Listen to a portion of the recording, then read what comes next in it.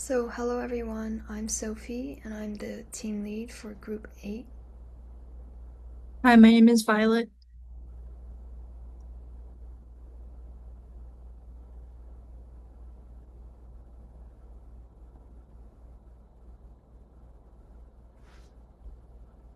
So, to start, over 111,000 students in Maryland receive special education services, and they represent 12.5 of the state's student population.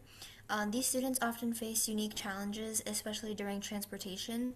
So, for example, nearly 10% of reported bullying incidents happen on school buses, and some special education students, especially those who are nonverbal or communicate differently, may not be able to report abuse. And also, while the buses are already equipped with cameras, footage is rarely reviewed unless someone files a report. As a result, important incidences can easily go unnoticed, or relevant footage may be hard to find.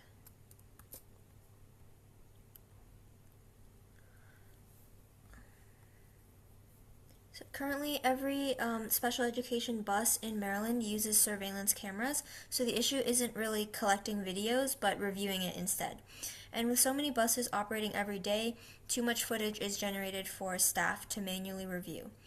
Because of that, footage is usually only reviewed after someone reports an incident, but if a student can't communicate what happened or the incident goes unnoticed, the footage may never be seen. This delays identifying abuse or bullying. And recently, Maryland has identified this gap. House Bill 530, which was introduced earlier this year, proposes creating a task force to study whether AI can help review bus footage, to evaluate the costs and benefits, and to develop recommendations for how AI can be used safely. And this is an important step to ensuring student well being and safety. So some possible ways that AI can be used is through computer vision, anomaly detection, and audio event detection. So through these, AI would basically be able to detect if there's any strange behaviors happening on the bus, such as abuse or bullying, and then it would alert a human to go review and make the actual decision. So basically, AI would only be detecting that something is wrong or abnormal, and the humans would go in, review the footage, and actually determine if bullying did take place.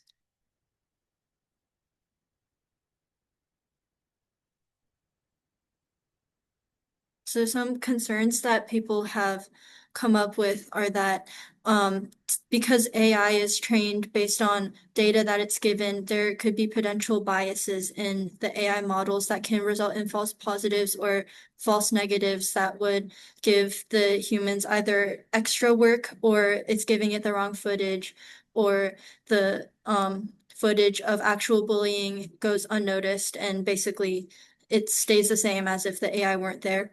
And also, implementing AI can be pretty expensive, and also you have to pay the people who are then going to be reviewing all the stuff, and you have to train them, and that can also be a lot of money.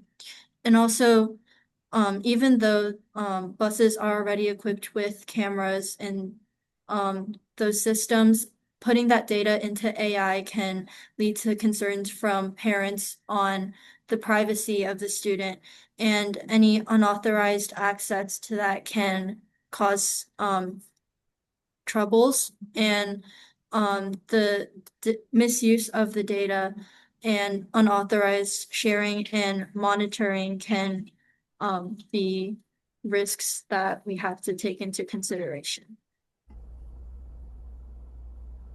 So, based on these benefits and concerns, our proposal is for Maryland to support House Bill 530 and use the task force's findings to develop a regulated AI review system. So, we believe that the task force will be able to go deeper into research on these concerns and the possible ways that AI can be responsibly used. Also, since AI identifies potential incidents and helps locate footage faster, schools will be able to respond more quickly if AI is integrated. This is essential for improving student safety. And most importantly, AI is a tool to assist humans, not replace them. If AI is ever integrated, it's important to note that people should always make the final decisions. And finally, if a task force determines that AI should be integrated, we recommend starting with a pilot program before implementing the AI statewide. First, throughout the pilot, human oversight should be maintained at every stage. For example, AI should only assist in locating footage and should not make actual decisions. Also, staff should receive training on student behavior interpretation and AI limitations, as well as undergo background checks. Furthermore, to protect student privacy, schools should set clear data retention requirements. For example, footage should be securely stored using encryption or access logs and then deleted after a set period, such as 45 days. And regular audits can also ensure that footage is not accessed or used for unauthorized purposes. And finally, in the case of misuse, there should be clear penalties, such as termination or other appropriate legal consequences.